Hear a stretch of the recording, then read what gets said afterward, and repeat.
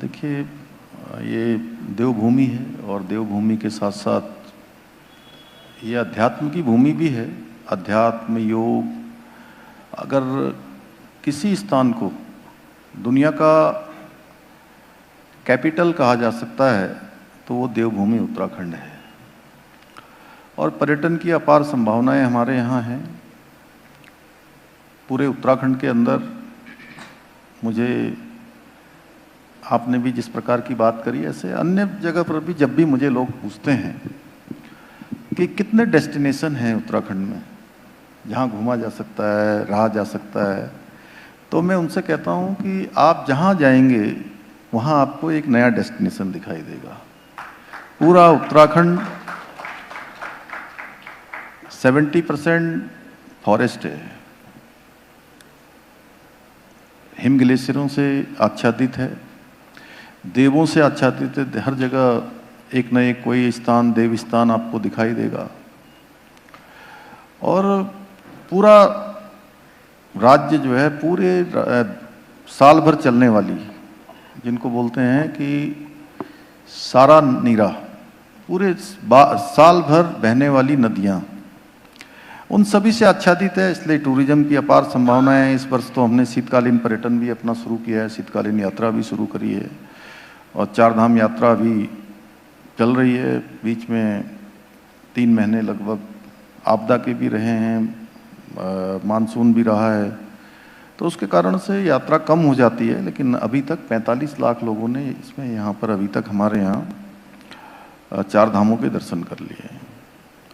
अब आपने कहा कि एक जो चुनौती है क्लाइमेट की और इन सब की, वास्तव में बड़ी चुनौती है। अभी मैं आप लोगों का कन्वर्सेशन सुन रहा था यहाँ से, तो ये जो समस्या आई है इस समय, एक चुनौती आई है, ये केवल हमारी चुनौती नहीं है, हमारे सामने नहीं है, और इसके लिए जिम्मेदार भी हम नहीं हैं। इसके लिए जिम्मेदार दुनिया के वो देश हैं जिन्होंने इस पूरे पर्यावरण को अधिक टेम्परेचर देने का काम किया है, अंधाधुंध निर्माण किया है, अत्यधिक तमाम प्रकार के ऐसे विकास किए हैं जिसके कारण से अनियोजित रूप से पृथ्वी का तापमान एकदम से बढ़ा है। और उसके दुष्परिणाम हम सबको जो है, और विशेषकर इस वर्ष जो हमारा हिमालयन रीजन है, उत्तराखंड हो, हिमाचल प्रदेश हो, जम्मू कश्मीर हो, या अन्य भी जो राज्य हैं हमारे नॉर्थ ईस्ट में, अरुणाचल इत्यादि, इन राज्यों में एक बड़ी आपदा का सामना करना पड़ा है। और हमारे राज्य में तो 5 अगस्त से ये प्रारंभ हुआ आपदा का दौर, और अभी जाकर 18 सितंबर तक अनवरत रूप से लगातार चलता रहा। लगभग 1.5 महीने हम पूरी तरह से आपदा से प्रभावित होते रहे। अनेक जनहानियाँ हुई, अनेक प्रकार का नुकसान हुआ, पूरा जनजीवन अस्त व्यस्त हो गया।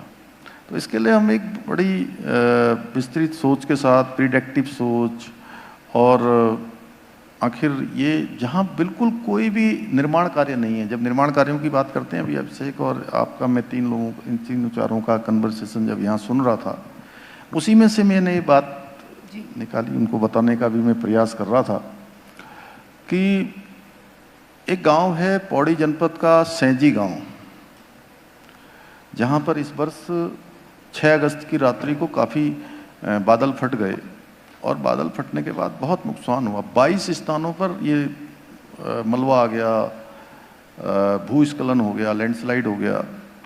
उसके आसपास कोई निर्माण कार्य नहीं है, कोई ऐसा उद्योग नहीं है, कोई बड़ी बिल्डिंग नहीं है, सामान्य से घर हैं। ऐसे आप रुद्रप्रयाग जनपद में छेनागाड़ में जाएंगे, बिल्कुल पहाड़ों के बीच में ये गांव है और कोई निर्माण कार्य नहीं। पूरी घाटी में आपदा आ गई। अभी नंदानगर और उसके आसपास चेपड़ो, थराली, या मैं धराली में भी बात करूं तो कोई ऐसा स्थान नहीं है। इसी प्रकार से बागेश्वर जनपद का सुदूरवर्ती कपकोट क्षेत्र, वहां का पौसारी गांव, उस गांव में भी कोई कुछ ही घर हैं और प्रकृति की सुरम्य गोद में गांव है। वहाँ भी बादल फट जाता है और 5 लोग इस काल के गाल में समा जाते हैं। तो इसलिए ये हमारे लिए चुनौती है, हम इसको चुनौती मान के काम कर रहे हैं।